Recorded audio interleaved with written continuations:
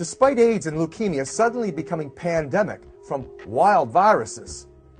Hillerman said this was good science at that time. So imagine what bad science might yield.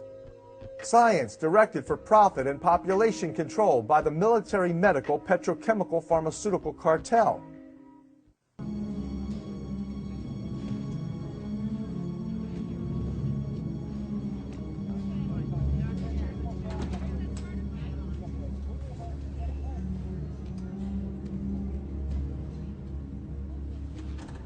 Billy.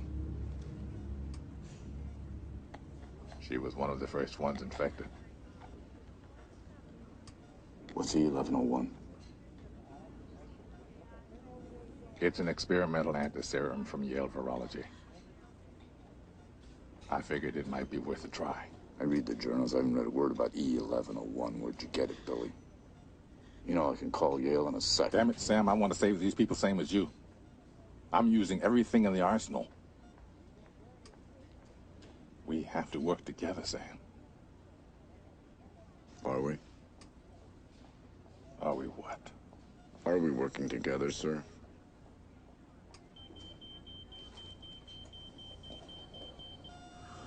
Oh, shit. Don't waste your time making phone calls, Sam.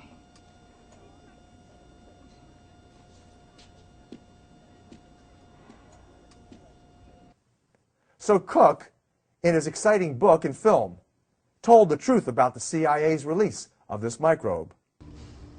You hear me, don't you guys? I'll say it one last time. These people that you're gonna bomb are not the enemy. We can kill the virus without killing these people, and I swear to you on my soul that the President of the United States does not have the facts. He does not know that we have a serum that is working. Do you really think he wants to blow up the town?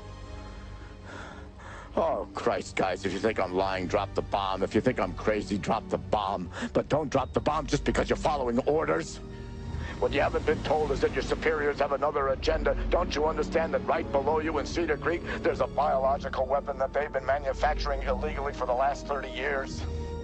Hey, I guarantee you that the disease is spread beyond the perimeters of this town. People, we're in a state of national emergency. But the biggest bestseller, The Hot Zone, by author Richard Preston, was different. Extremely dishonest. Author Richard Preston was paid by the Alfred P. Sloan Foundation, among the cancer industry's largest benefactors, intimately tied to the Rockefeller family's influence, to present easily proven deceptions. Preston reported that Ebola emerged from bat guano at the bottom of a deep, dark cave in southern Sudan. The fact is, this is very close to where Lytton Bionetics' labs operated, testing these precise agents on native Africans. Here, for close examination, is the exact experiment administered by Lytton Bionetics in 1965 and ending in 1970, precisely timed for the first Marburg virus outbreak. This NCI document refers to John Landon, chief scientist at Lytton Bionetics, overseeing the experiment. Notice that at least half of the rhabdovirus simian-infected monkeys died or were transferred. The ones that lived were transferred to the vaccine production labs for vaccine production. This is how the first Marburg virus outbreaks occurred. Since that time, every single Marburg virus outbreak, as well as Ebola virus outbreak, has either been associated with a bioweapons lab accident or an intentional release for terrorism's objectives, political or financial gain. But not according to America's leading outbreak journalist, Laurie Garrett. In her bestseller, The Coming Plague, she neglects Lytton's links and dismisses the CIA biological weapons contributions to these outbreaks as though she too were on the Rockefellers' payroll. It should be noted that these unnaturally evolved, man-made viruses are far less genetically stable. They are more fragile. They mutate more rapidly than naturally evolved viruses. That's why when the second Marburg virus outbreak occurred in southern part of Uganda in 1975, Many scientists suspected foul play by the CIA, since the genetic sequence of the 1975 strain was essentially identical to the 1968 strain. The only explanation for this fact remains refrigeration. From my perspective, the least trustworthy bioterrorist in Hollywood is CIA operative Steven Seagal. This propagandist and egomaniacal opportunist produced the movie The Patriot at my expense, merging emerging viruses, AIDS and Ebola, and my third bestseller, Healing Codes for the Biological Apocalypse, into one screenplay. Instead of professionally crediting me, Seagal falsely credited the last Canadian for his information. Seagal boasts of his CIA alliances. In The Patriot, he spun my character together with an admitted CIA operative named Larry Wayne Harris, who I exposed in the late 1990s as a bioterrorist threatening the public's health. Harris was later arrested for acquiring anthrax spores. Everything changed on December the 7th, 1941, with the attack on the U.S. Navy at Pearl Harbor by Hitler's Japanese allies. Now, instead of telling Hollywood to keep quiet, the U.S. government began pushing them to fulfill their duty and make patriotic war movies.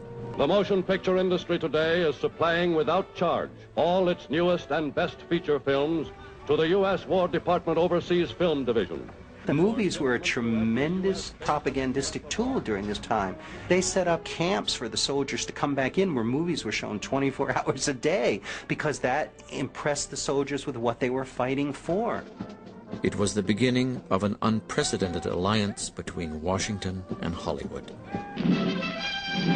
While 6 million Jews died in Europe, their kinsmen in Hollywood were churning out patriotic movies that helped galvanize the Allies to defeat Hitler.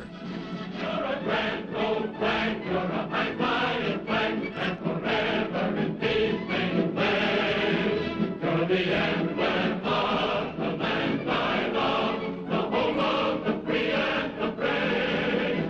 Every heart beats true under red, white, and blue, and there's never a vote for red. But you hold the flame and see.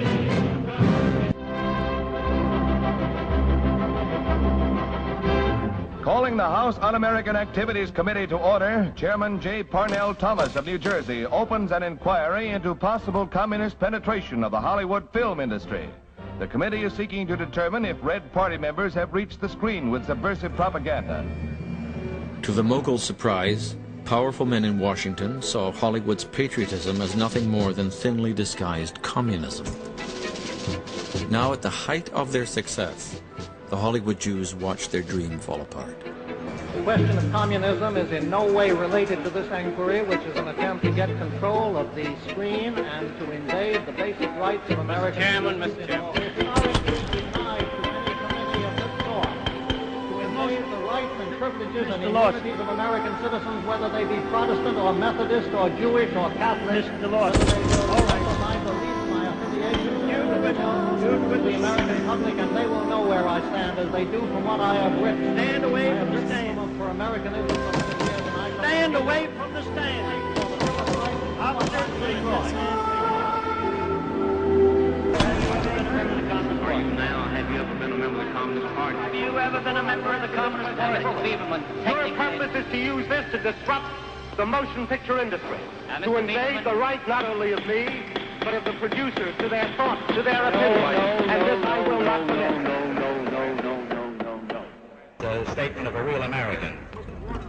To appease UAC, the moguls instituted a blacklist of studio talent. Years before, they had fled European anti-Semitism. But now in America, they became collaborators, helping anti-Semites rid Hollywood of Jewish intellectuals. In effect, they had surrendered control of the industry. The moguls are gone, but their vision survives. The America of Edison and Rankin has given way to an alien ideology. It isn't the communism or Judaism that the Gentile elite once feared. It's Americanism, as defined by Hollywood. The icons endure. The little guy fighting the odds. the pogrom imagery.